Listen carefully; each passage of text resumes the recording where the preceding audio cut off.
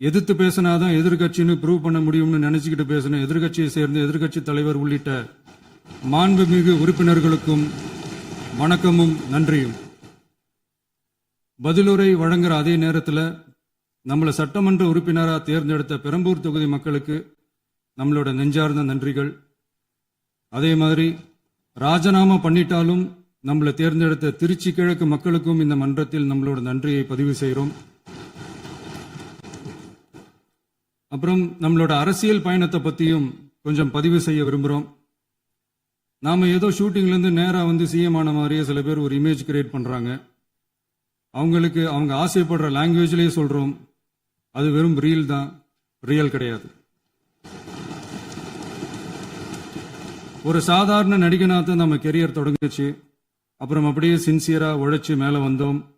நம்ம கெரியரில் நாம் மேலே வந்ததுக்கு இந்த விஜய் ஒருத்தன் மட்டுமே காரணம் இல்லை, அவனோட உழைப்பு மட்டுமே காரணம் இல்லை.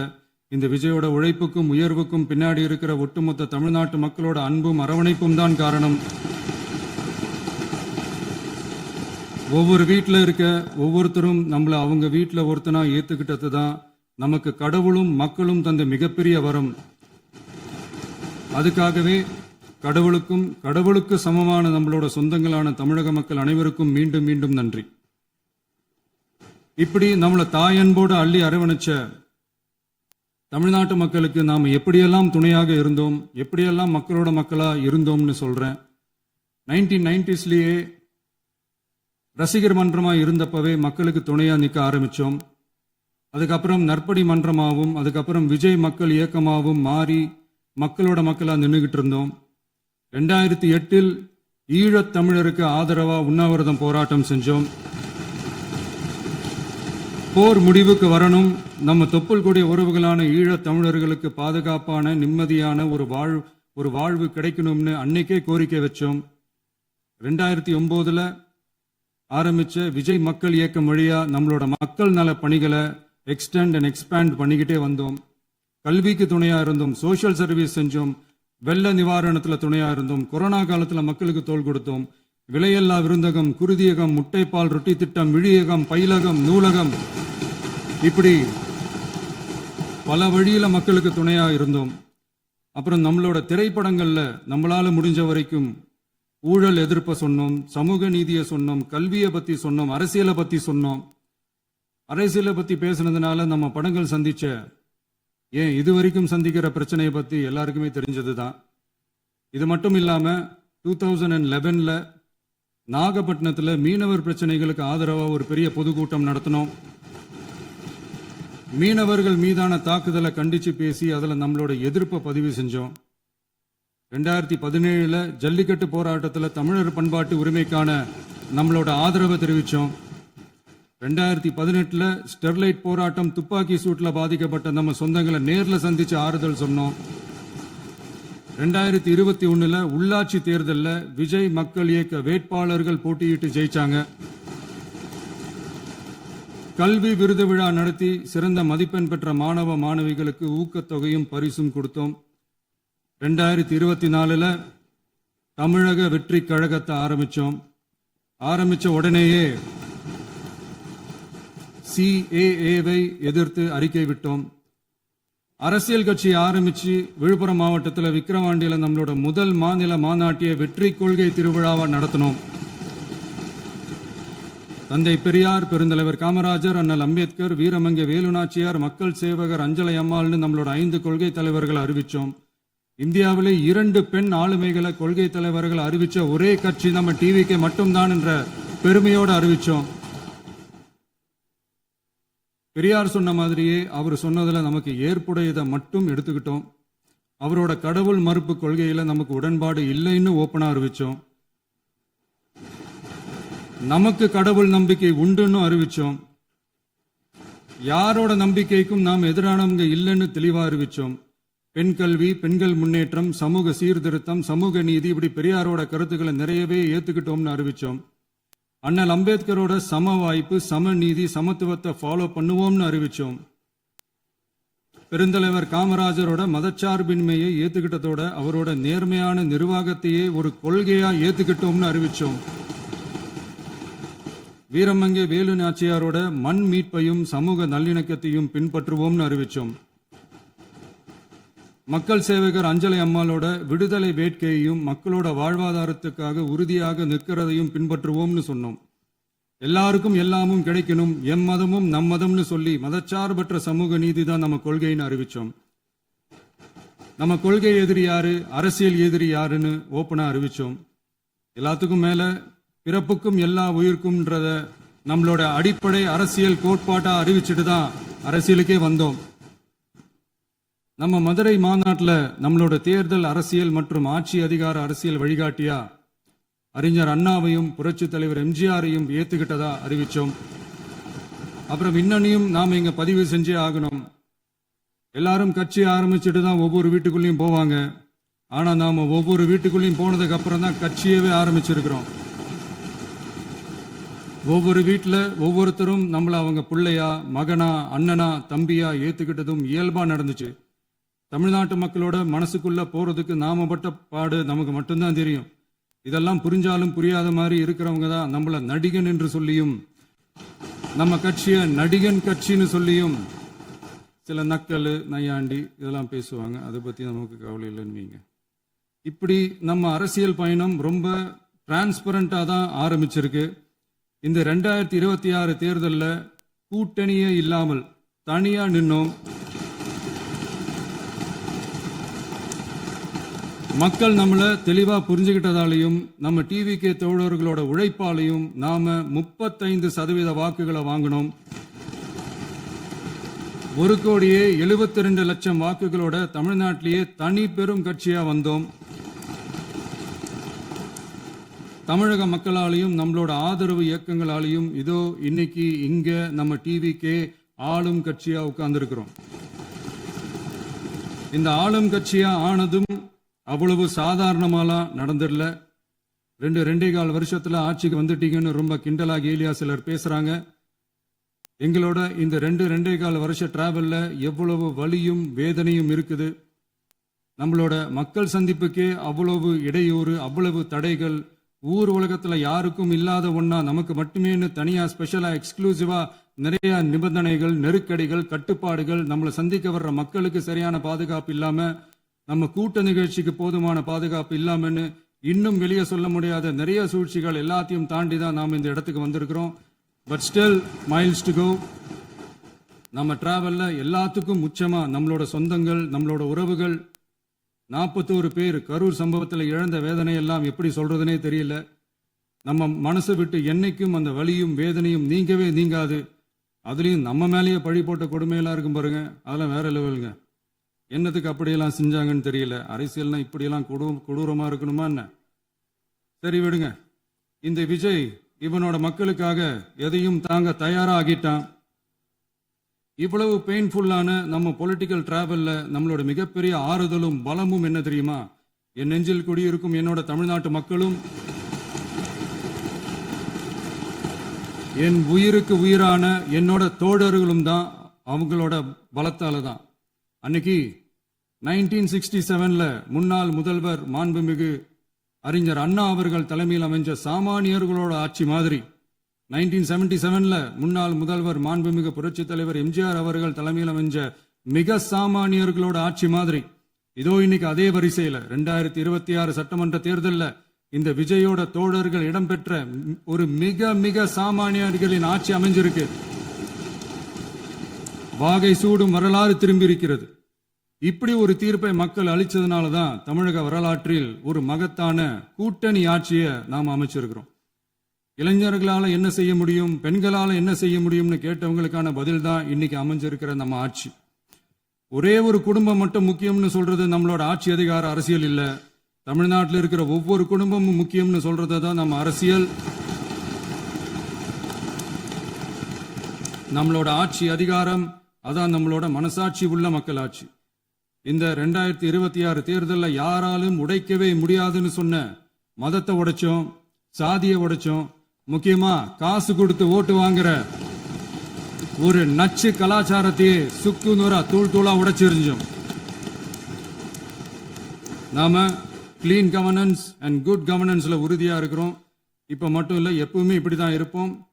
இதுல 100% இது உண்மைன்றதுனால தான் பாரம்பரியமான தினத்தந்தி பத்திரிகை ஊழலின் ஊற்றுக்கண் அடைக்கப்படுகிறதுன்னு 16/6/2026 அன்னைக்கு ஒரு தலையங்கமே எழுதியிருக்கு.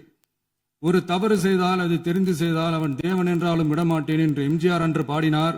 அதை இன்று விஜய் செயலில் காட்டுகிறார்னு அந்த எடிட்டோரியல்ல எழுதியிருக்கு. இந்த நேரத்தில் தினத்தந்திக்கு நம்மளோட நன்றியை தெரிவிச்சுக்கிறோம். அரசியலுக்கு வந்து 2 வருஷம் தான் ஆகுது. உங்களுக்கு என்ன தெரியும், உங்களால என்ன முடியும்னு கேலியா கேட்டவங்களுக்கு தினத்தந்தியோட பதிலை இப்போதைக்கு போதும்னு நினைக்கிறேன். என்னென்னமோ செய்வான்னு சொல்றானே இந்த விஜய், பல வருஷமா இருக்கிற ஒரு பதவி வெறி பிடிச்ச அரசியலை உடைச்சி எப்படி செய்வான்னு நம்ம மக்களை யோசிச்சிருவாங்க. இதோ இப்போ நம்ம மக்களுக்கு புரிஞ்சிருக்கும். இப்பவும் சொல்றோம், இது வெறும் ஆரம்பம் தாங்க. இந்த மாபெரும் சபையிலிருந்து கேட்கிற மக்களே, நமக்கு கொஞ்சம் அவகாசம் கொடுங்க. இதுக்கு முன்னாடி, அதாவது 2017 கடைசியில இருந்து 2026 ஏப்ரல் வரைக்கும் இருந்த புண்ணியவான்கள் ஆட்சியில ஒவ்வொரு டிபார்ட்மெண்ட்லயும் போட்ட ஏராளமான ஓட்டைகளை அடைச்சிக்கிட்டே படிப்படியா மக்களுக்கு நல்லதையும் செஞ்சுக்கிட்டே வருவோம். அதனாலதான் நமக்கு எதிரா யாரோ சேரவே மாட்டாங்கன்னு நினைச்சவங்க எல்லாம் ஒன்னா சேர்றாங்க. நம்ம ஆட்சிக்கு டேட்டு குறிக்கிறாங்க.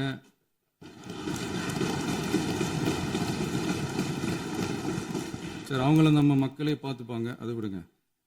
நாம ஆட்சிக்கு வந்து சரியா 40 நாள் ஆகுது. அதுக்குள்ள என்ன செஞ்சீங்கன்னு கேட்கிறாங்க. ஒரு லிஸ்ட் ஒன்று சொல்றேன் கேளுங்க. பெண்கள் பாதுகாப்புக்காக சிங்கப்பெண் சிறப்பு படை, 200 யூனிட் வரை கட்டணமில்லா மின்சாரம், போதைப் பொருள் ஒழிப்புக்காக தனிப்படை, குறுவை நெல் சாகுபடியை ஊக்குவிப்பதற்காக 134.83 கோடி சிறப்பு தொகுப்பு திட்டம், வழிபாட்டு தலம், ஸ்கூல், பஸ் ஸ்டாண்டுன்னு அதுக்கு பக்கத்தில் இருக்கிற 717 மதுபான கடைகள் மூடப்பட்டன.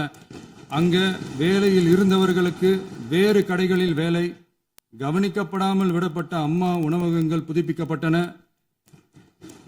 பத்திரப்பதிவு துறையில் பகல் கொள்ளைக்கு புல் ஸ்டாப் வைக்கப்பட்டுள்ளது. வருகையில்லா ஆவண பதிவு முறை கொண்டுவர உத்தேசிக்கப்பட்ட செயல்பாட்டில் உள்ளது.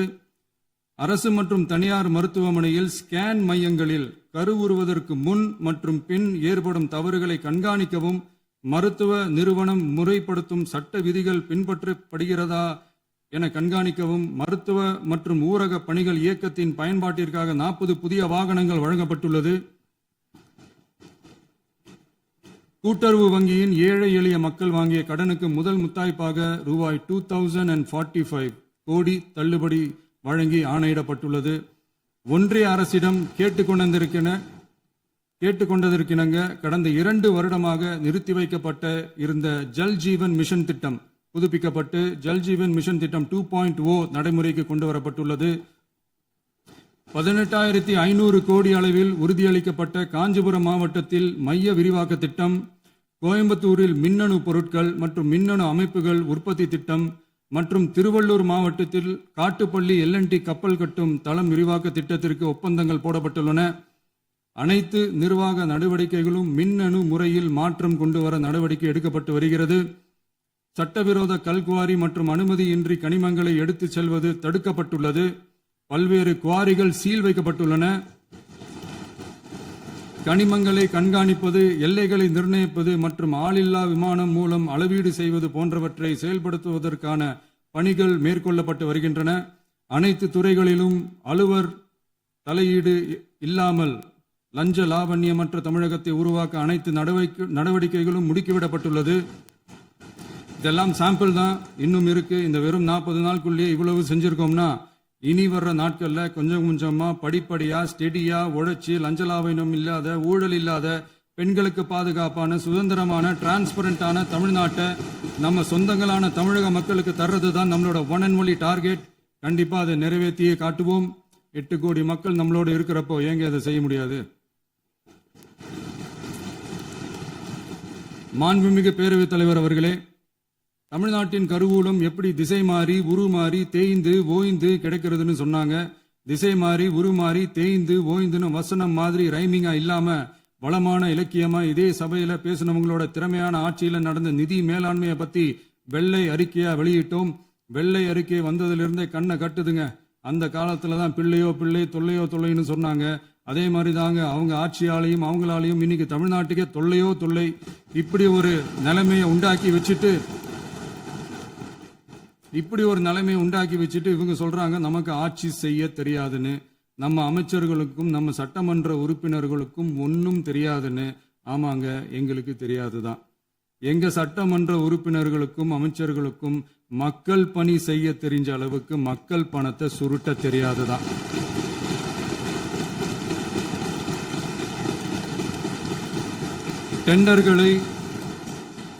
டெண்டர்களை முறைப்படுத்த தெரிஞ்ச அளவுக்கு அதோட ரேட்டை உயர்த்தி ஊழல் செய்ய தெரியாதுதான்.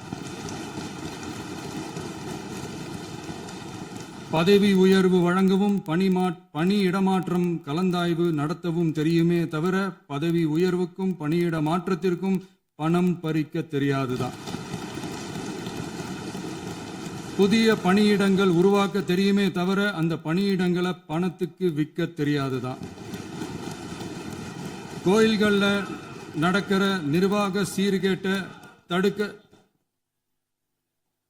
நீங்க பேசுங்க, நீங்க கண்டினியூ பண்ணுங்க. கோயில்கள்ல நடக்கிற நிர்வாக சீர்கேட்டை தடுக்க தெரியுமே தவிர கோயில் பணத்தை கொள்ளையடிக்க தெரியாதுதான். தங்கத்தை உருக்கி தாரை வார்க்க தெரியாதுதான். கனிம வளத்தை பாதுகாக்க தெரிஞ்ச அளவுக்கு கனிமத்தை வித்து கொள்ளையடிக்க தெரியாதுதான். அரசு வருமானத்தை அரசு கஜானாவுக்கு மாத்த தெரிஞ்ச அளவுக்கு அந்த பணத்தை தனிப்பட்ட கஜானாவுக்கு மடை மாத்த தெரியாதுதான். போதை கலாச்சாரத்தை தடுக்க தெரிஞ்சவங்களுக்கு போதை கலாச்சாரத்தை வளர்க்க தெரியாதுதான். நம்ம குடும்பத்தில் இருக்கிற பாட்டி, அம்மா, அக்கா, தங்கச்சி, குழந்தைங்களை, பெண்களை மதிக்க தெரிஞ்சவங்களுக்கு ஓசி பஸ், 1000 ரூபாய் கேஸ், இப்படியெல்லாம் பேச தெரியாதுதான். எங்க உறுப்பினர்களுக்கும் அமைச்சர்களுக்கும் மக்கள் சேவை தெரிந்த அளவிற்கு சுயநல தேவையை செஞ்சிக்க தெரியாதுதான். அதனாலதான் சொல்றோம், எங்களை பார்த்து எதுவும் தெரியாதுன்னு சொல்றவங்களுக்கு சொல்றோம், இதெல்லாம் எங்களுக்கு தெரியாதுதான். உங்களை மாதிரி முறைகேடுகளை செய்யறத நாங்க தெரிஞ்சுக்கவும் போறதில்ல, தெரிஞ்சுக்கவும் ஆசைப்படல. அத கடைசி வரைக்கும் எங்களுக்கு தெரியாமலே இருந்துட்டு போகட்டும்.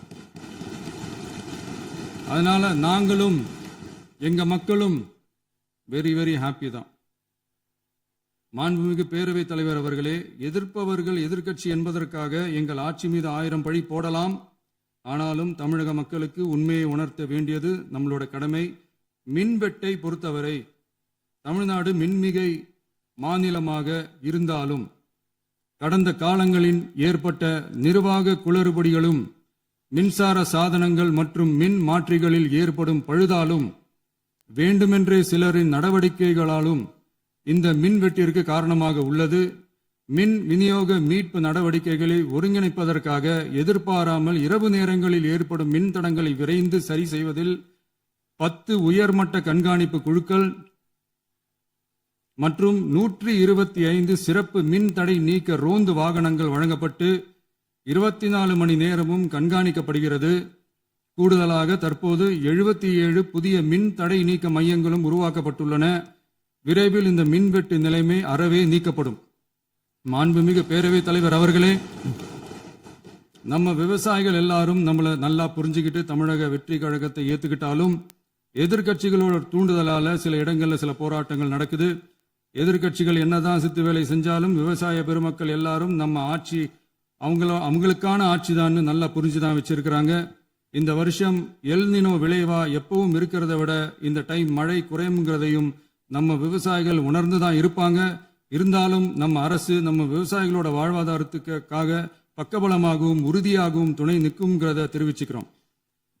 நம்ம தமிழகத்தில் ஏற்கனவே நடந்த அதி அற்புதமான சூப்பரான நிர்வாக திறன் கொண்ட 50 வருஷ அரசியல் அனுபவம் கொண்ட 2.0, 3.0, 4.0 பல 0 மாடல் ஆட்சி நடத்த கனவு கண்டவங்களோட அட்டகாசமான ஆட்சிக்காரங்க பல்வேறு விதமான நிதி நெருக்கடியை நம்ம மக்களுக்கும் நமக்கும் பரிசா கொடுத்துட்டு போய் இருந்தாலும் கூட்டுறவு வங்கிகளின் மூலம் 75,000 வரை பயிர்கடன் பெற்று குறு சிறு இதர பெரு விவசாயிகளுக்கு 100% முழுமையான பயிர்கடன் தள்ளுபடியும் 75,000க்கு மேல் கடன் பெற்றவர்களுக்கு குறைந்தபட்சமாக 35,000 பண பயன் கிடைக்கும் அளவிற்கு மொத்தம் 14,43,504 விவசாயிகளுக்கு ரூபாய் 5,932.23 கோடி பயிர்கடன் தள்ளுபடி வழங்கப்பட்டுள்ளது. மாண்புமிகு பேரவைத் தலைவர் அவர்களே, நாம ஒன்றியத்தில் கூட்டுறவு கூட்டாட்சி, மாநிலத்தில் சுயாட்சி என்ற கொள்கையை கொண்டவங்க தான் ஏற்கனவே அறிவிச்சிருக்கிறோம். தற்போதைய ஒன்றிய அரசு சார்ந்த கட்சியுடன் அரசியலில் கொள்கை அளவில் நேர் எதிராக நிற்கிறவங்க தான் நாம. அதே சமயத்தில் எதுக்கெடுத்தாலும் கண்ணை மூடிக்கிட்டு ஒன்றிய அரசோட மோதல் போக்கை விரும்புறவங்க நாம இல்ல. நமக்கு எப்பவுமே தமிழகத்தின் வளர்ச்சி மட்டும்தான் முக்கியம். அதுக்காக நம்மளோட அரசியல் ரீதியான கொள்கைகளையோ மாநில உரிமைகளையோ கொஞ்சம் கூட விட்டு கொடுக்கவே மாட்டோம். அதுல ரொம்ப தெளிவாகவும் உறுதியாகவும் இருக்கிறோம். இனியும் இப்படித்தான் இருப்போம். அதுல ஒருபோதும் மாற்றமே இருக்காது. அதனால இதுல யாரு திசை திருப்ப வேலையில் ஈடுபட்டாலும் அவங்க எல்லாரும் மக்கள் மத்தியில் தோற்பது உறுதி. எனவே நம்ம மக்களுக்கோ சிறுபான்மை சகோதரர்களுக்கோ நம்ம ஆதரவு இயக்கங்களுக்கோ எந்தவித சந்தேகமும் வேண்டாம். நாம் யாரோட டீமும் இல்ல. நாம எப்பவுமே பியூரான பீப்புள்ஸ் டீம். இன்னும் சொல்ல போனா நாம secular team, social justice team.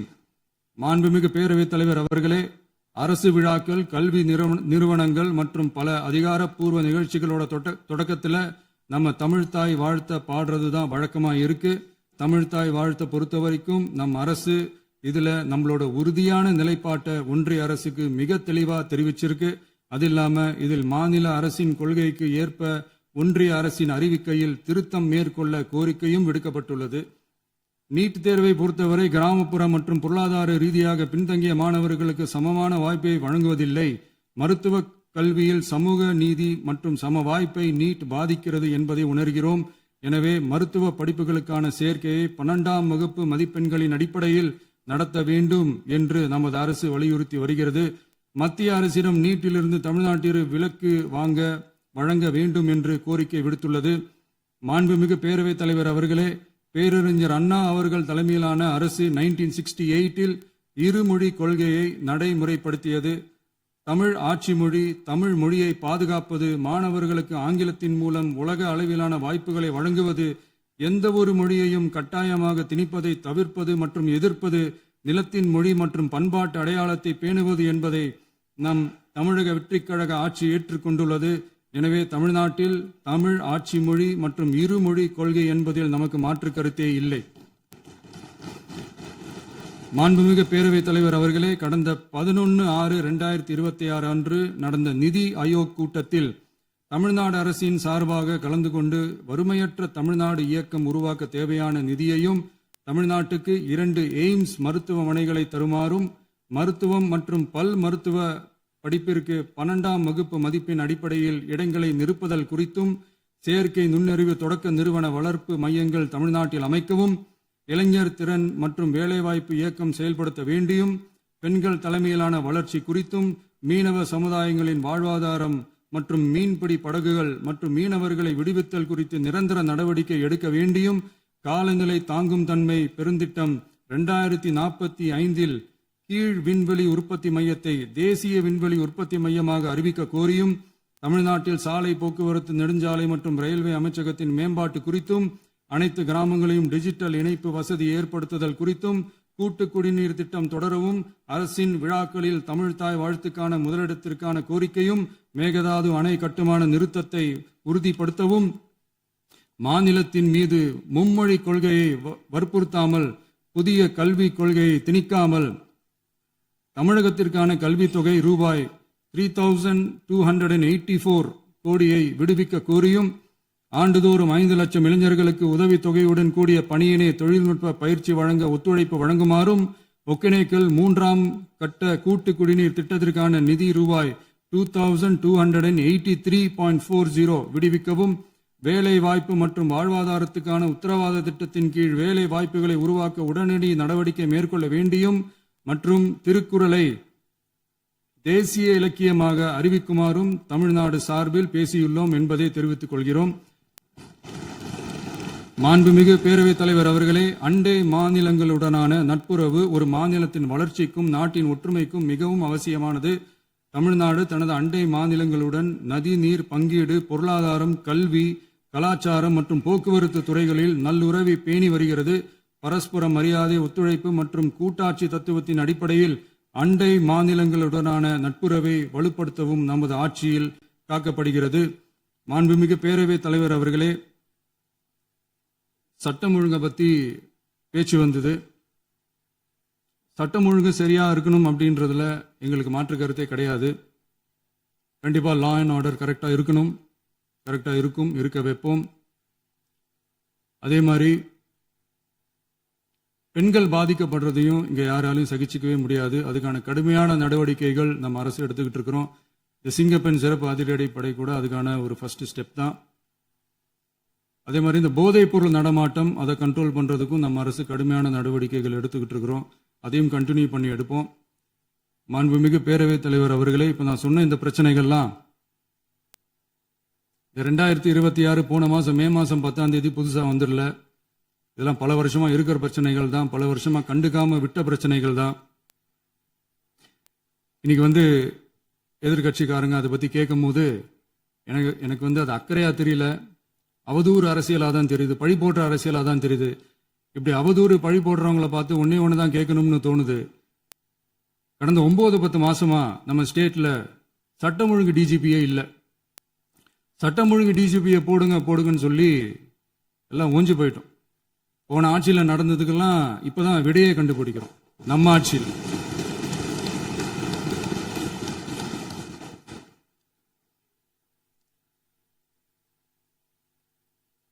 இந்த போதைப் பொருள் நடமாட்டம் எல்லாம் தாறுமாற அப்படியே பரவி கொட்டி கிடக்குது. இதெல்லாம் இனிஷியல் ஸ்டேஜ்லயே யார் கண்ட்ரோல் பண்ணியிருக்கணும்? போலீஸ் டிபார்ட்மெண்ட் அப்போ யார் கையில் இருந்தது? இத்தனை கேள்வி நம்மளை பார்த்து கேட்கறாங்களே, ஒரே ஒரு கேள்வி தான் நான் கேட்கணும்னு தோணுது. போலீஸ் டிபார்ட்மெண்ட்டை கையில் வச்சுக்கிட்டே பிகினிங்லயே இனிஷியல் ஸ்டேஜ்லயே இந்த போதைப் பொருள் நடமாட்டத்தை ஏன் கண்ட்ரோல் பண்ணல? மனசாட்சி உள்ளவங்க இந்த பிரச்சனையெல்லாம் ஏன் நடக்குதுன்றது அவங்களுக்கே நல்லா தெரியும். இன்னைக்கு சட்டம் ஒழுங்கை பத்தி கேள்வி கேட்கக்கூடாதா அப்படின்னா தாராளமா கேட்கலாம். இது ஜனநாயக அரசு, மன்னராட்சியெல்லாம் கிடையாது, மனசாட்சி உள்ள மக்களாட்சி. அதனால கேள்வி கேட்கலாம், எல்லாருக்கும் எல்லா உரிமையும் உண்டு. விமர்சனம் செய்யலாம், எல்லாருக்கும் எல்லா உரிமையும் உண்டு. ஆனா நம்ம ஆட்சியில் என்ன நடவடிக்கைகள் எடுத்திருக்கோன்றது தெரிஞ்சுக்கிட்டு அதுக்கேற்ற மாதிரி ஒரு நடுநிலையா பேசுனீங்கன்னா கொஞ்சம் நல்லா இருக்கும். சட்டம் ஒழுங்கை பத்தி யாருக்கு என்ன யோசனை இருந்தாலும், மக்கள் நலனுக்காக யாருக்கு என்ன யோசனை இருந்தாலும் அதை தாராளமாக சொல்லலாம். நம்ம அரசு அது காது கொடுத்து கேட்கும். ஆனா நம்ம அரசினுடைய நிர்வாகத்திறன் அதை பத்தி பேசுறவங்களுக்கு இந்த ஊரடிச்சு உலையில போட்டு ஊழல் மேல ஊழலா செஞ்சுக்கிட்டு அதுல இருந்து தப்பிக்கிறதுக்கு பேர் தான் நிர்வாகத்திறன் அப்படின்னு சொன்னா, அப்படிப்பட்ட ஒரு ஊழல் செய்யற நிர்வாகத்திறனை நம்ம அரசு ஒரு நாளும் செய்யாது. பொட்டி பெட்டியா பணத்தை வச்சுக்கிட்டு, பெட்டியை வச்சு எல்லாம் செஞ்சுக்கிட்டு, போதைப் பொருள் பாதுகாவல் கழக மாடல் அரசாங்கம் செஞ்ச ஒவ்வொரு ஊழலா வெளியில வந்துகிட்டு இருக்கு. டாஸ்மாக்ல அது என்னப்பா அது பேரு, பார்ட்டி ஃபண்ட் கட்சி நிதி அப்படின்ற பேர்ல அடிச்ச கொள்ளையெல்லாம் ஒண்ணா இப்போ கவர்மெண்டோட கஜானாவுக்குள்ள கொண்டு சேர்த்துக்கிட்டே இருக்கிறோம். உட்காருங்க. மாண்புமிகு முதல்வர்கள் பதிலுரைக்கு பிறகு நேரம் தரேன்.